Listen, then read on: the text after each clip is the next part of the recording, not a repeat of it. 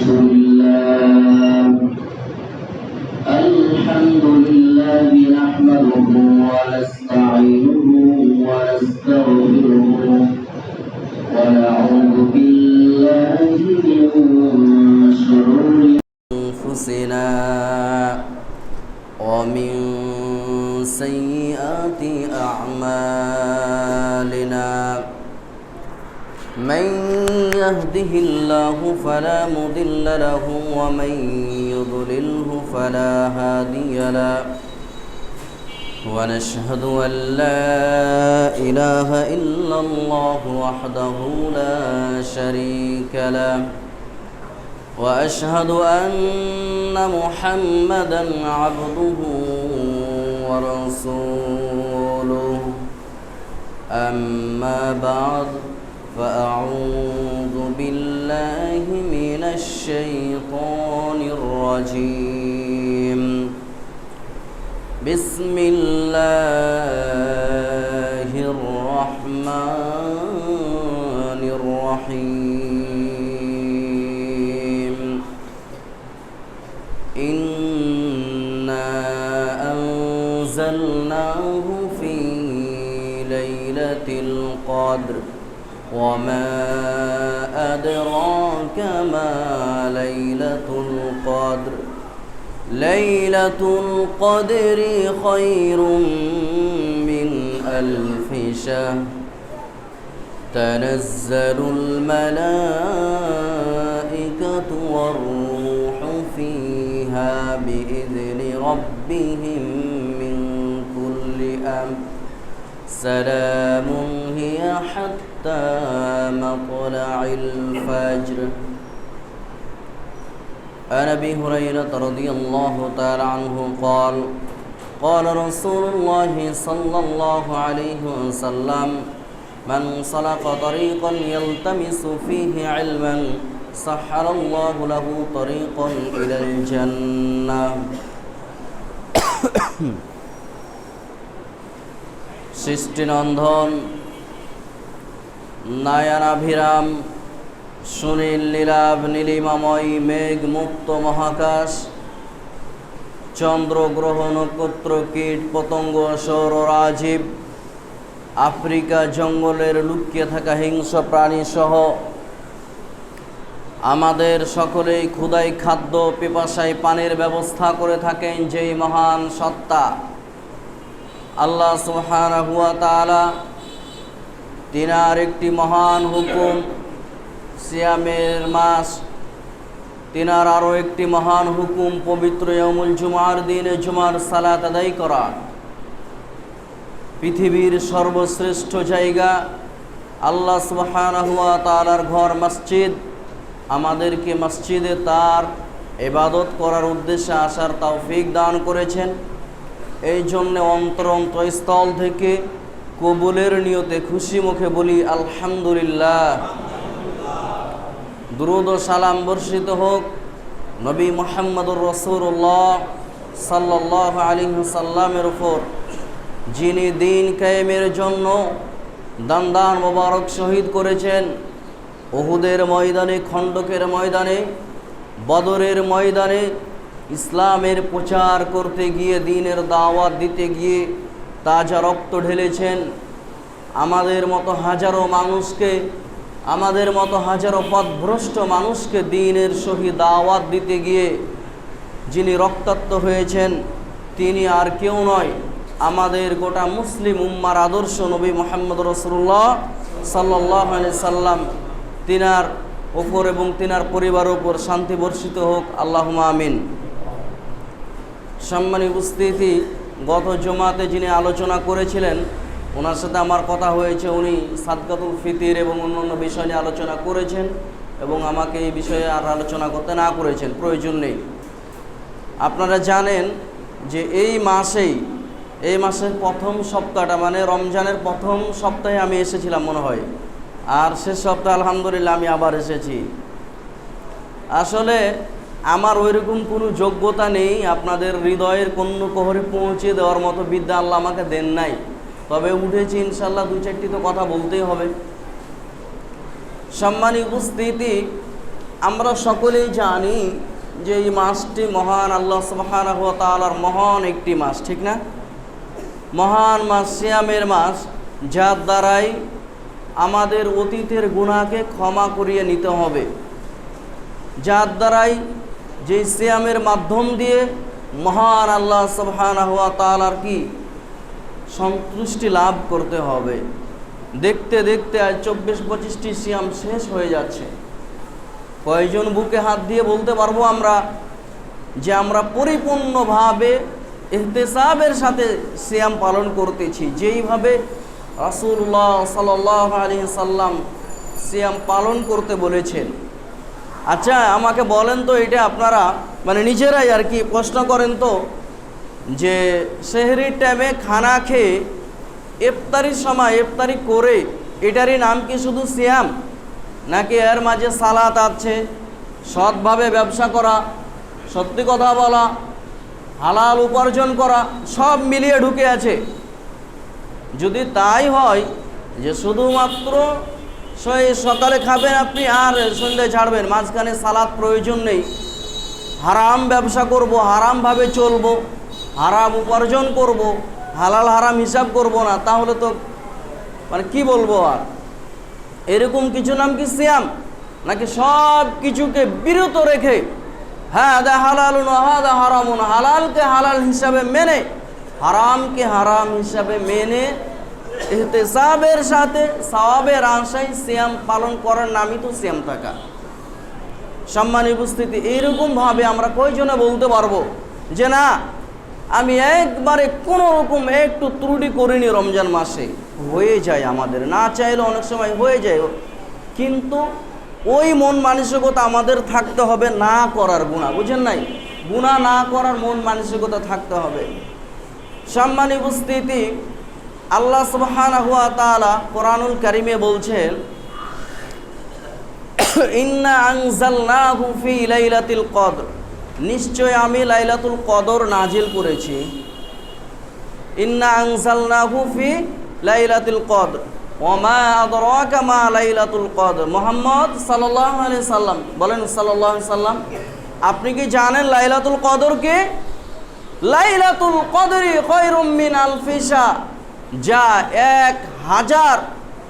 1000 বছর কেউ যদি কি রাখে, ইবাদত করে, 1000 মাস যদি কেউ ইবাদত করে, এই ইবাদত করে যা সওয়াব হবে আল্লাহ সুবহানাহু ওয়া তাআলা তাকে তাই দান করবে। সুবহানাল্লাহ।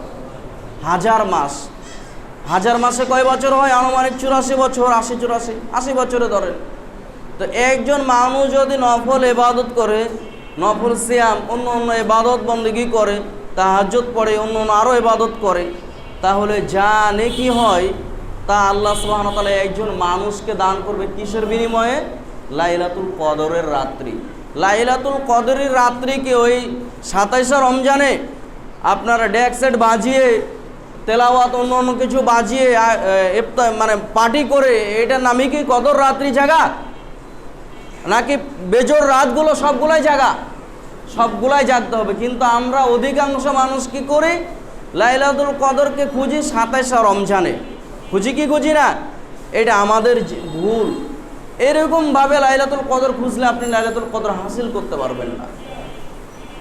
আপনাকে খুঁজতে আবহাওয়া দেওয়া আছে হাদিসে কিছু, যে রাতটা শীতল হবে, হালকা হয়তো মেঘ হতে পারে, অনেক কিছু নমুনা আছে। তাই বলে কি আপনি 27 রমজানে শুধু খুঁজবেন? আর যদি প্রথমে 21-এ যায়, 23-এ যায়, 25-এ যায়, তাহলে এগুলা কি হবে? সম্মানিত উপস্থিতি, শুধু লাইলাতুল কদর এত তারিখে খুঁজলে হবে না।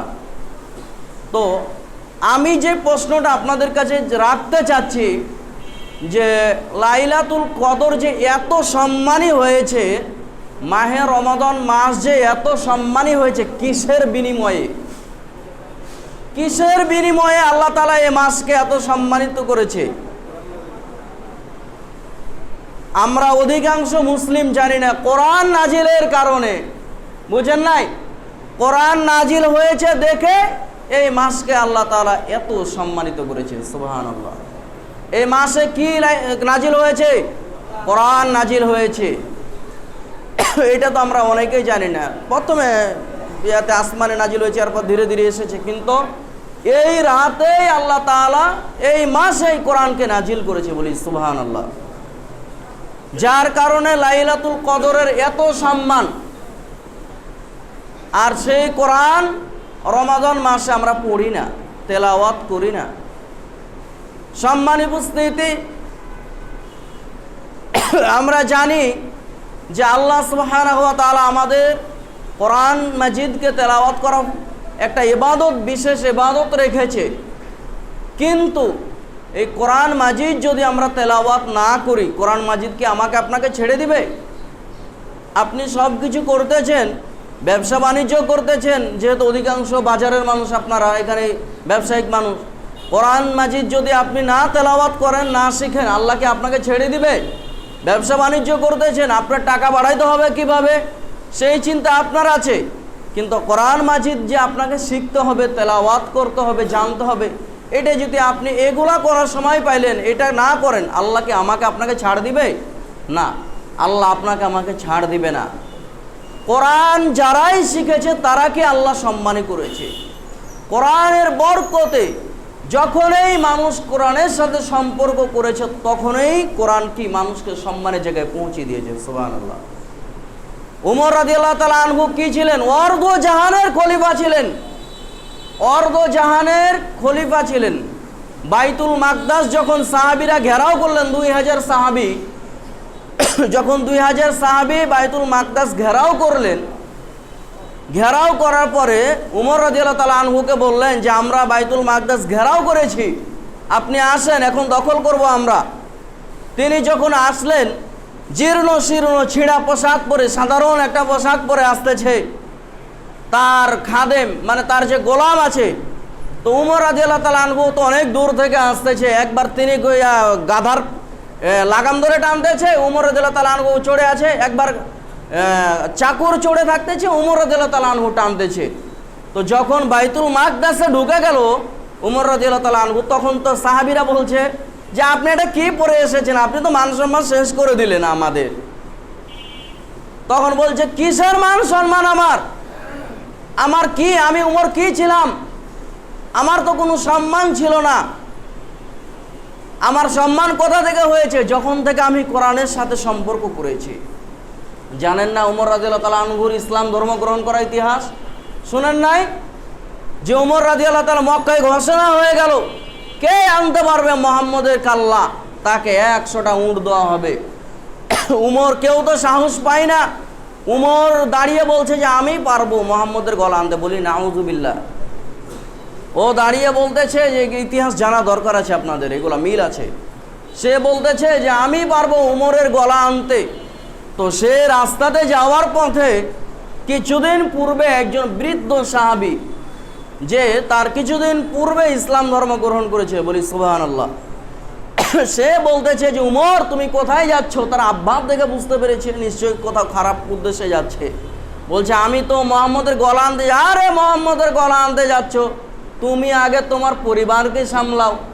তোমার পরিবারে যে তোমার বোন এবং ভগ্নিপতি, এরা তো ইসলাম ধর্ম গ্রহণ করেছে, তুমি কি জানো না? তখন এবারকার উমর খেপে গেছে। আরে কি বলো, আমার বোন ভগ্নিপতি আর ইসলাম ধর্ম গ্রহণ করেছে মানে? ঠিক আছে, তোমাকে আমি দেখতেছি, আগে আমার পরিবারটা দেখে আসে। এবার উমর নবীকে মারা বাদ দিয়ে কোথায় দৌড়া শুরু করেছে? উমরের বাড়ি, নিজের বাড়ি। একটু পরে বুঝতে পারবেন ঘটনাটার মূল কথাটা।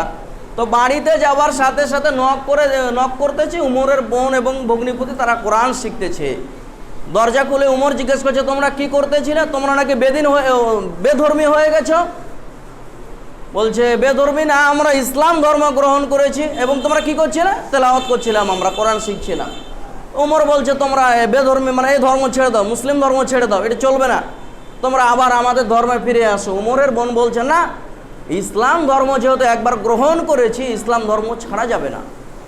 তখন উমর খেপে গিয়ে এক থাপ্পড় মেরেছে তার বোনের গালে।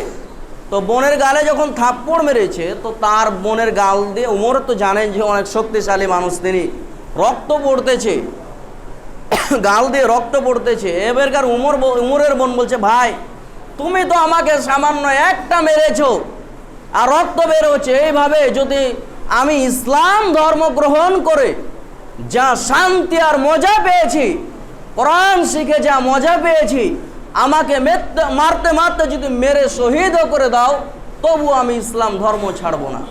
সুবহানাল্লাহ, সুবহানাল্লাহ বলেন না আপনারা? তাহলে ইসলাম ধর্মটা কত সুন্দর। এবার উমর রক্ত দেখে বলতেছে, আরে তার দিলে কষ্ট লাগতেছে যে আমারই তো বোন, যখন আমি ছোট ছিলাম এলাকায় ছেলেরা আমাকে পিটাইতো, দৌড়িয়ে এসে আমি আমার বোনের কাছে আশ্রয় নিতাম।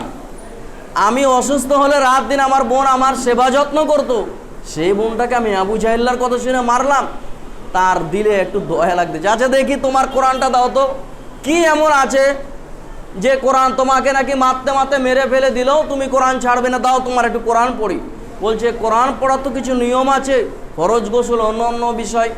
উমরকে তার বোন শিখাই দিয়েছে, সেই কাজ করছে। সে বলছে তাহা মা আনজালনা আলাইকাল কুরআনা লিতাশকা। এইভাবে এক এক করে উমর কোরআনের আয়াত তেলাওয়াত করতেছে। এখন বলবেন যে হুজুর উমর তো কাফের ছিল, সে কোরআন কেমনে জানে? তো আরবের মানুষরা ওই ভাষা জানবে না?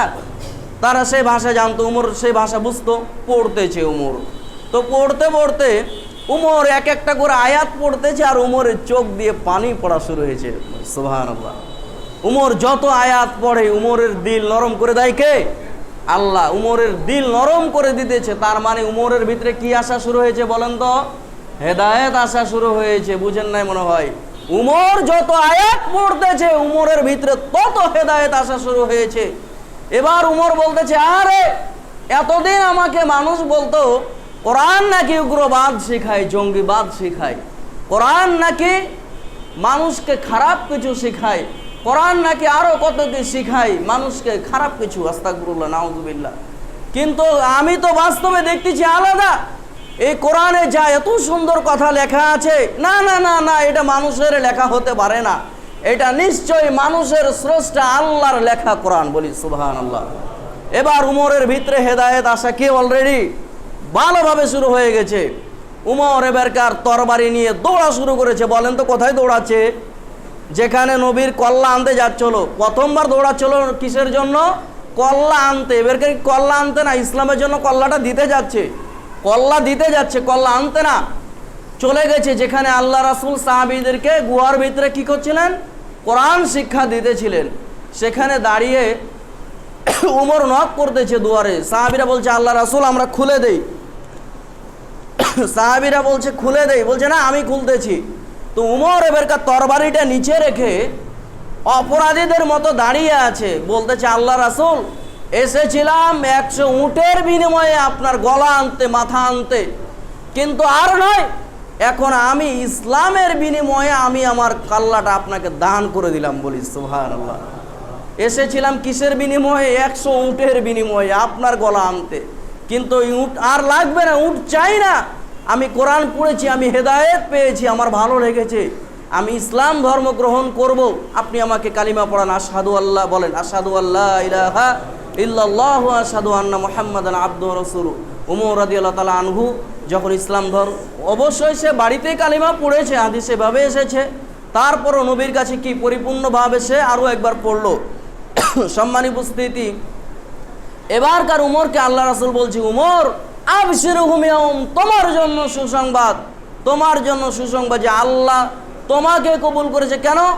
আমি গতকালকে দোয়া করেছিলাম আল্লাহর কাছে যে আল্লাহ হয় আবু জাহেলকে তুমি হেদায়েত দান করো, নাহলে খত্তাবের ছেলে উমরকে তুমি হেদায়েত দান করো। তো তোমার জন্য সুসংবাদ যে আল্লাহ তোমাকে হেদায়েত দান করেছে। সুবহানাল্লাহ। তো উমর রাদিয়াল্লাহু তাআলা আনহুর হেদায়েত কোথা থেকে আসা শুরু হয়েছে বলেন তো? কোরআন যখন থেকে পড়া শুরু করেছে তখন থেকে তার ভিতর, তার অন্তর নরম করে দিয়েছেন কে? আল্লাহ নরম করে দিয়েছে, হেদায়েত আসা শুরু হয়েছে। তো ওই কোরআন আজও আছে কিনা? এই যে আমরা শেষ জামানার মানুষ, আমাদের যে এত সম্মান কিসের বিনিময়ে, কিসের কারণে? কোরআন আছে বলে আমাদের এত সম্মান। এখন তো কোনো নবী নাই, নবী আছে? কোনো নবী নাই, তারপরে এত সম্মান কেন? আমরা সর্বশ্রেষ্ঠ জাতি কিসের কারণে হয়েছি? সর্বশ্রেষ্ঠ মানুষ কেন এত দামি হয়েছি? কারণ আমরা, আমাদের কাছে কি আছে? কোরআন আছে। তো মানুষ যখনই কোরআন শিখবে, মানুষ যখনই কোরআন তেলাওয়াত করবে, তখনই আল্লাহ তাআলা শান্তি এবং রহমত বর্ষিত করবে। সুবহানাল্লাহ। কিন্তু মানুষ কোরআন তেলাওয়াত করলে তো রমাদান মাস এসেছে, কে কে বুকে হাত দিয়ে বলতে পারবেন যে 2 খতম 3 খতম শেষ করেছেন এ পর্যন্ত? 1 খতমে কয়জনে শেষ করেছি আমরা? এখানে হাইস 2 4 5 10 জন হতে পারে, এত বেশি হবে না, মনে হচ্ছে না আমার, আল্লাহু আলাম। তারপরে তো আমার মনে হচ্ছে না। সম্মানী উপস্থিতি, অনেকে আছে কোরআন খুলেই দেখি না, আরে পড়তেই জানি না তো কি খুলে দেখবো, এটা কথা।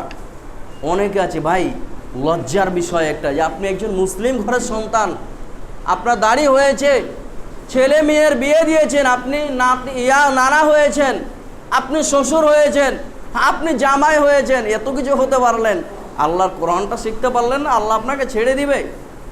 আফসোস আপনার জন্য।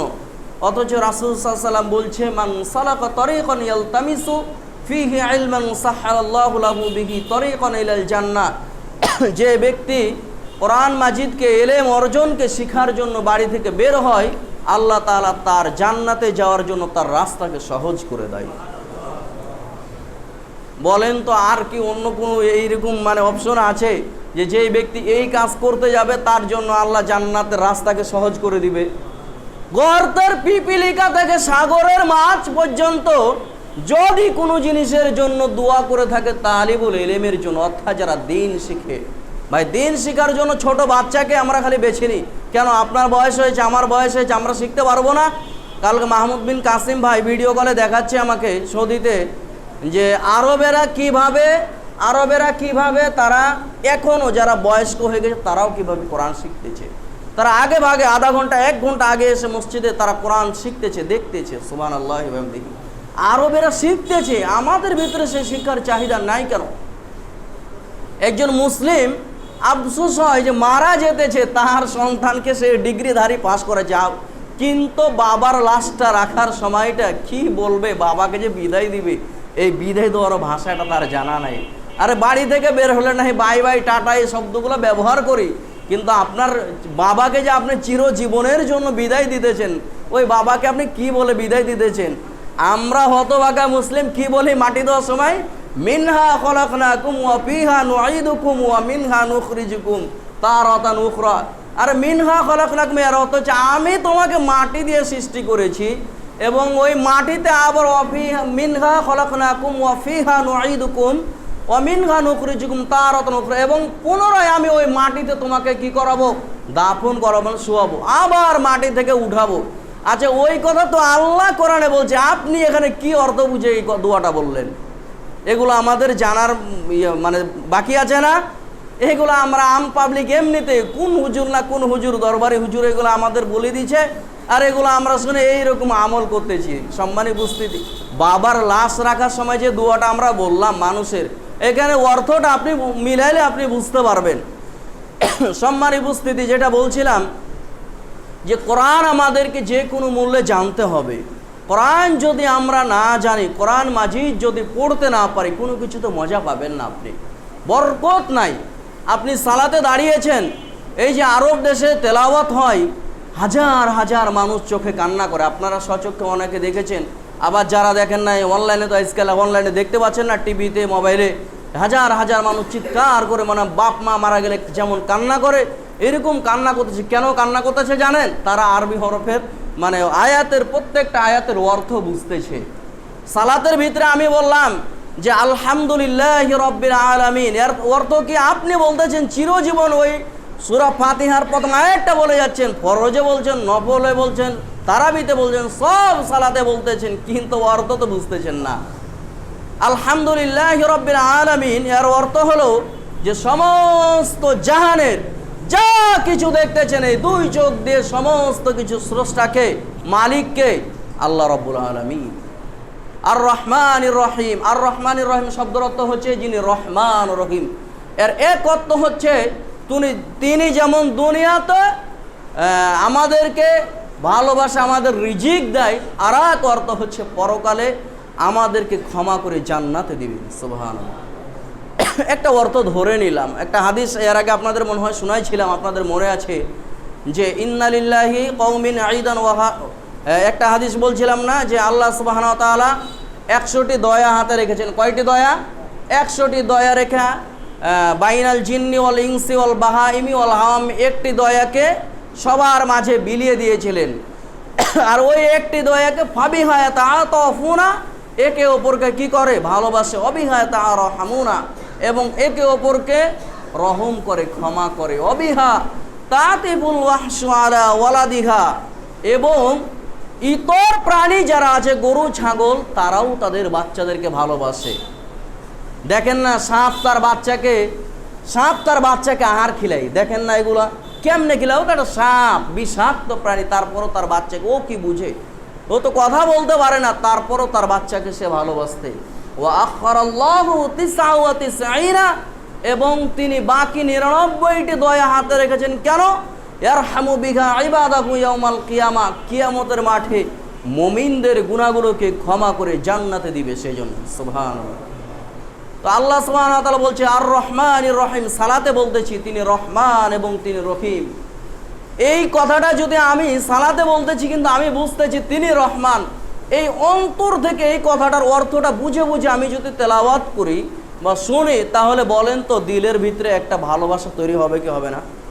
কিন্তু আমি যদি পড়ি, আপনারা শুনেন, হুদায় সুর শুনে ভালো লাগতেছে, অর্থ বুঝতেছেন না, কিছু বুঝতেছেন না, এটাকে খালি শুনেই ভালো লাগবে, কিন্তু এর কোনো কাজে আসবে আপনাদের? কিছু বুঝবেন না। আমার কি লাগতেছে, কিছুই তো বুঝলেন না। আর আপনাকে যদি আমি একটা ইংরেজি ভাষায় হোক, আরবি ভাষায় হোক গালি দেই, মনে করেন এটা আরবি ভাষা, আপনাকে আমি এটা গালি দিলাম, আপনি যদি ওই আরবি ভাষাটা না বুঝেন, আপনি হাসবেন, কি বললো আমি তো এটা বুঝলাম না। আর আরবি ভাষাটা যে বুঝে, আপনি খেপে যাবেন, হ্যাঁ আপনি আমাকে এত বড় গালি দিলেন, মানে খেপে যাবেন। তা আমি যে আরবি ভাষায় তেলাওয়াত করলাম, আপনি যদি আরবি ভাষাটার অর্থটা না বুঝেন, অথবা কোনো রকম আপনার ধারণা নাও থাকে, তাহলে আপনি কেমনে মজা পাবেন বলেন? আর রহমানির রহিম মালিক ইয়াউমিদ্দিন, যিনি বিচার দিনের মালিক, যিনি বিচার দিনের মালিক। এই কথা যখন অন্তরে নিয়ে আমি সালাতে দাঁড়াবো, যে যিনি বিচার দিনের মালিক, অর্থাৎ আমি যে ভালো মন্দ আমল করতেছি, আমি যে চুরি করতেছি, জেনা করতেছি, রাহজানি করতেছি, খুন খারাপি করতেছি, সুদ খাচ্ছি, ঘুষ নিচ্ছি, আছে না এগুলো মনে হয় কমে, ঘুষ খাচ্ছি, অন্যান্য আরও যত হারামি কাজ আছে, এগুলা যে করতেছি, আমার যে একটা বিচার হবে, তিনি যে বিচার দিনের মালিক, এটা আমি সালাতে সাক্ষী দিতেছি। অথচ অন্তর থেকে আমি এটা কখনোই বুঝতেছি না যে আমি আল্লাহকে সালাতে কি বলে আসলাম, যার ফলে সালাত আপনাকে কোনো উপকার করতে পারে না। অথচ আল্লাহ বলছে যে ইন্না সালাতা তানহা আনিল ফাহশাই ওয়াল মুনকার, নিশ্চয়ই সালাত মানুষকে অশ্লীল কাজ থেকে বিরত রাখে। সম্মানিত উপস্থিতি, যাদের 60 বছর 70 বছর হয়ে গেছে, সালাত আদায় করেন, অথচ খারাপ কাজ ছাড়তে পারতেছে না, তাদের সালাতই কবুল হচ্ছে না। দেখেন, কারণ আল্লাহ তো বলছে যে সালাত মানুষকে অশ্লীল কাজ থেকে বিরত রাখে, কিন্তু আপনি কেমনি সালাত আদায় করেন, কোন ইখলাস নিয়ে, কোন নিয়তে সালাত আদায় করে, যে আপনার সালাত আপনাকে এখনো হারাম কাজ থেকে বিরত রাখতে পারে না, এখনো আপনার সালাত আপনাকে হারাম খাবার থেকে, হারাম ব্যবসা থেকে বিরত রাখতে পারে না। 5 টাকার জন্য আপনি মিথ্যা কথা বলে ব্যবসা করেন, 5 টাকার জন্য আপনি আরেকজনের সাথে খারাপ আচরণ করেন, 5 টাকার জন্য আপনি আরেকজনের সাথে অন্যভাবে চলেন। সবাইকে বলতেছি না, বুঝার বিষয় এগুলা। সম্মানিত উপস্থিতি, এই কথা যদি আমি সালাতের ভিতরে চিন্তা করি যে মালিক ইয়াউমিদ্দিন, তিনি বিচার দিনের মালিক, এই কথা চিন্তা করে সালাত আদায় করলে আমার দিলের ভিতরে ভয় আসবে কি আসবে না?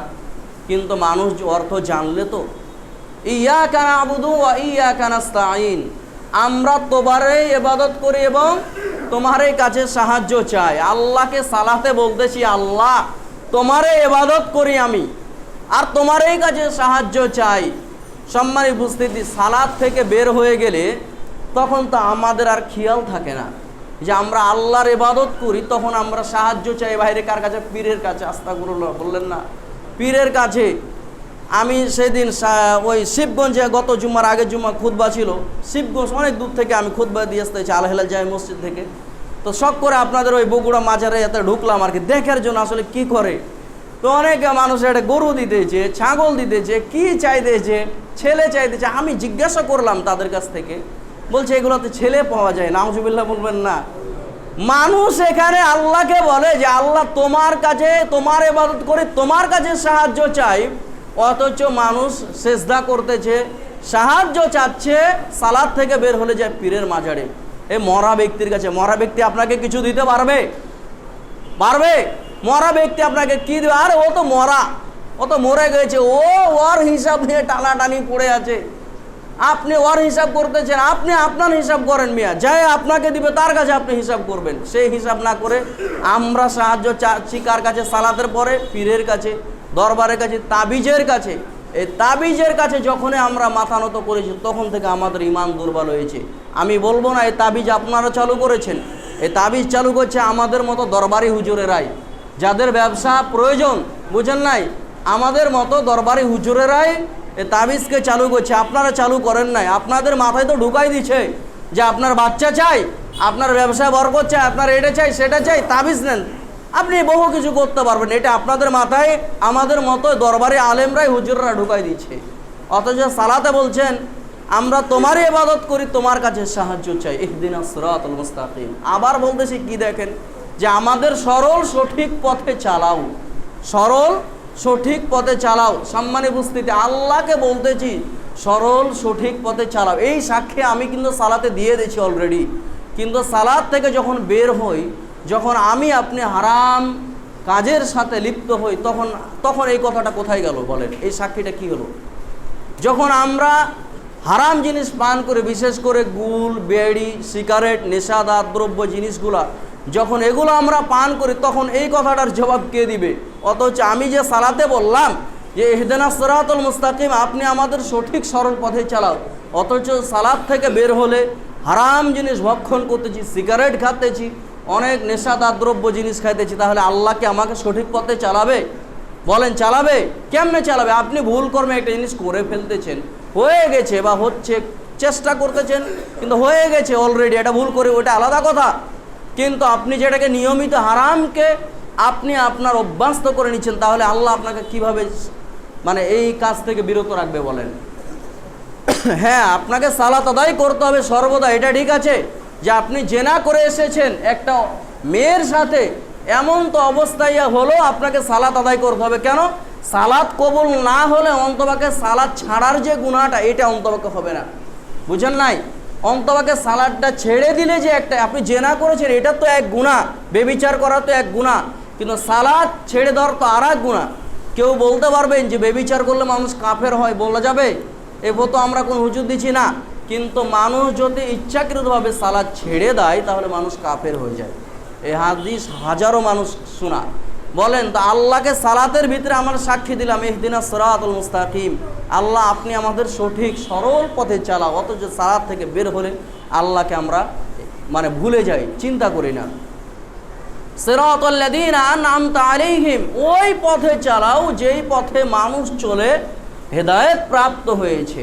দেখেন আরও কত সুন্দর করে বলতেছি, মানুষ যেই পথে চলে কি হেদায়েত প্রাপ্ত হয়েছে, যারা তোমার নিয়ামত পেয়েছে, হেদায়েত পেয়েছে। হেদায়েত পাওয়ার অর্থ তো এটাই, মানে আল্লাহকে খুশি করে জান্নাতে গেছে, আল্লাহকে খুশি করে দুনিয়া ছেড়ে বিদায় নিয়েছে, তাদের পথেই তো আমাদের চালাও।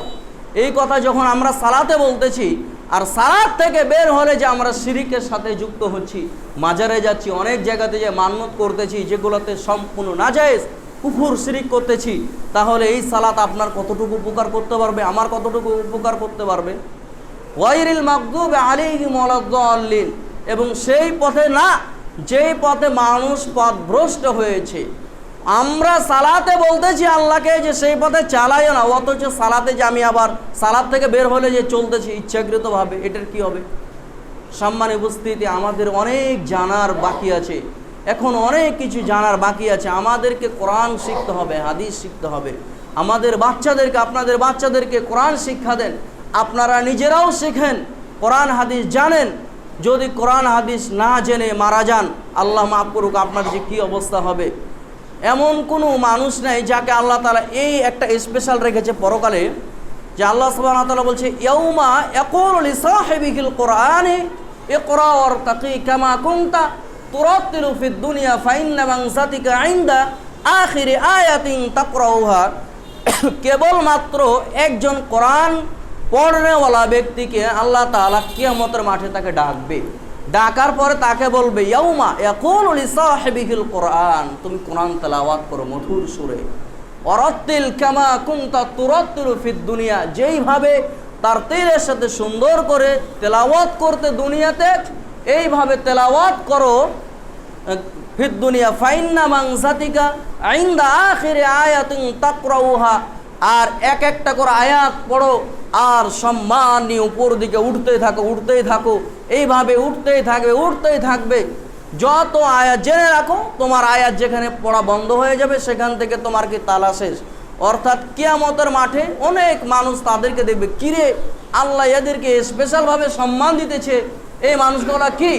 তখন মানুষরা বলবে এই লোকটা ছিল হাফেজ অথবা কোরআন তেলাওয়াত করতো, দুনিয়াতে এতগুলো আয়াত মুখস্থ ছিল, যত আয়াত পড়বে তত সম্মান নিয়ে। আর যে আয়াত পড়বে তাকে তার বাবা মাকে কি নিচে রাখবে আল্লাহ, তার বাবা মাকেও তাদের সাথে ওপরে সম্মানের জায়গায় রাখবে। বলি সুবহানাল্লাহ। আপনারা চান না আপনাদের বাচ্চারা কোরআন মাজিদ শিখুক? আপনারা চান না আপনাদের বাচ্চাদেরকে আপনারা দিন শিক্ষা দেন, আপনারা নিজেরাও শিখেন, আপনারা নিজেরাও গোমরা থেকে বাঁচেন? সম্মানিত উপস্থিতি, এই বয়সেই শিখার সময়। আমরা যুবক বয়সে না শিখে আমরা শিখতে চাই কখন? যখন 80-90 বছর হয় তখন ইবাদত করি। অথচ রাসূল সাল্লাল্লাহু আলাইহি সাল্লাম বলছে যে একজন যুবকের আসল মানে একজন মানুষের আসল শিখার বয়স হচ্ছে যৌবনকালে ইবাদত করার ব্যক্তিকে আল্লাহ সবচেয়ে পছন্দ করে। একটা হাদিসে এসেছে যে সাবাতুন ইউদিল্লুহুমুল্লাহু ফি যিল্লিহি ইয়াওমা লা যিল্লা ইল্লা যিল্লুহু ইমামুন আদিলুন ওয়া শাবুন নাশআ ফি ইবাদাতিল্লাহ। আল্লাহ সুবহানাহু ওয়া তাআলা যেদিন কিয়ামতের মাঠকে তৈরি করবেন সেই দিন তো মানুষের যার মনে করেন যে পাপের কারণে যেই বিভিন্ন এতে হাবুডুবু খাবে, তো ওই দিন আল্লাহ তাআলা স্পেশালভাবে, আমরা বলি না যে অর্ধেক মাইল, বলি কি বলি না? কেউ বলি অর্ধেক 1 মাইল, কেউ বলি সোয়া হাত। আচ্ছা সোয়া হাত হোক, অর্ধেক মাইল হোক আর 1 মাইলে হোক, ধরে নিলাম একটা, তো এক হাত যদি ওপরে হয়, সোয়া হাত ওপরে যদি হয়, সূর্যটা মাথার উপরে আসে, আমরা এত গরমে সহ্য করতে পারেন, সেদিন কি পারবো?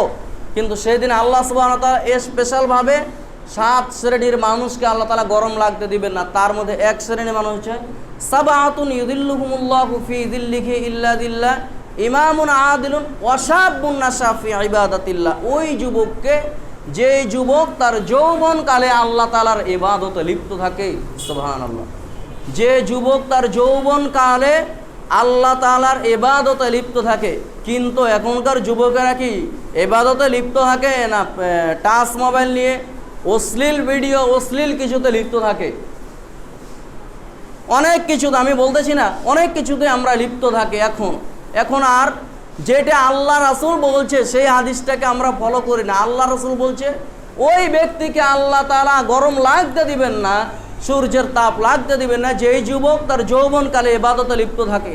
কিন্তু অধিকাংশ যুবককে দেখা যায় যে যৌবনকালে ইবাদতে লিপ্ত না থেকে হারাম রিলেশনে, হারাম পথে লিপ্ত থাকতেছি। তাহলে আল্লাহ তাআলা কেমনে দিবে আমাকে? বলে সম্মানিত উপস্থিতি, আল্লাহ সুবহানাহু ওয়া তাআলা আমাদেরকে অনেকভাবে ক্ষমা করবেন, অনেকভাবে আমাদেরকে ক্ষমা করে দিবেন। তার একটি মাধ্যম হচ্ছে সিয়ামের মাস, যার বদলা আল্লাহ সুবহানাহু ওয়া তাআলা নিজের হাতে দিবেন।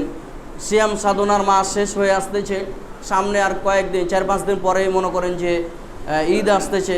প্রত্যেক প্রত্যেকটা কওম ও জাতির একটা দুটা করে খুশির দিন আছে না? ইন্না লিল্লাহি ইন্না কুল্লি কওমিন ঈদান ওয়া হাদা ঈদুনা। প্রত্যেক কওম ও জাতির একটি খুশির দিন আছে। আর মুসলিমদের খুশির দিন কি বলেন তো? ঈদের দিন। মুসলিমদের 2 ঈদের দিন হচ্ছে মুসলিমদের খুশির দিন। এই দিন ছাড়া আরও একটা কথা বলি, এই দিন পালন করা ছাড়া মুসলিমরা আর কোনো দিন পালন করবে না। যদি করে তাহলে শিরিক করবে। কথাটা বুঝেন নাই? সেটা সরকারিভাবে হোক, বেসরকারিভাবে হোক, যে কোনোভাবে সেটা শিরিক করবে, আল্লাহর সাথে শিরিক করবে। কারণ বিধান আল্লাহ রাখেন নাই, আপনি করতেছেন, তাহলে আপনি তৈরি করলেন না আইন, শিরিক হবে। সম্মানিত উপস্থিতি, যাই হোক, যেটা বলছিলাম যে সামনে ঈদ চলে আসতেছে, আর মাত্র কয়েকদিন আমরা ঈদের যে সুন্নাহগুলো রয়েছে, ঈদের যে এক রাস্তা দিয়ে যাওয়া আর এক রাস্তা দিয়ে আসা, নতুন পোশাক পরে যাওয়া, তারপরে জাকাতুল ফিতর আগে আদায় করা, এগুলো নিয়ে তো শাইখ আলোচনা করেছে, আমাকে বলছে এগুলো আমি আলোচনা করেছি, প্রয়োজন নেই সে হিসেবে আমি বলতে চাচ্ছি না, শুধু স্মরণ করিয়ে দিতেছি যেইভাবে বলে গেছে। আপনারা ইনশাআল্লাহ আমল করার চেষ্টা করবেন। আলোচনা যা হলো, আলোচনা ভুল ত্রুটি হয়ে থাকলে ক্ষমার দৃষ্টিতে দেখবেন। আল্লাহ সুবহানাহু ওয়া তাআলা সর্বপ্রথম আমাকে এবং আপনাদের সবাইকে আলোচনার উপরে আমল করার তৌফিক দান করুক। আল্লাহুম্মা আমিন। ওয়া আখিরু দাওয়ানা আনিল হামদুলিল্লাহি রাব্বিল আলামিন। কই আসেন। মুসল্লিদের উদ্দেশ্যে ওসি সাহেব কিছু আপনাদের বলবেন। সাবেক ইন্সপেক্টর আছে।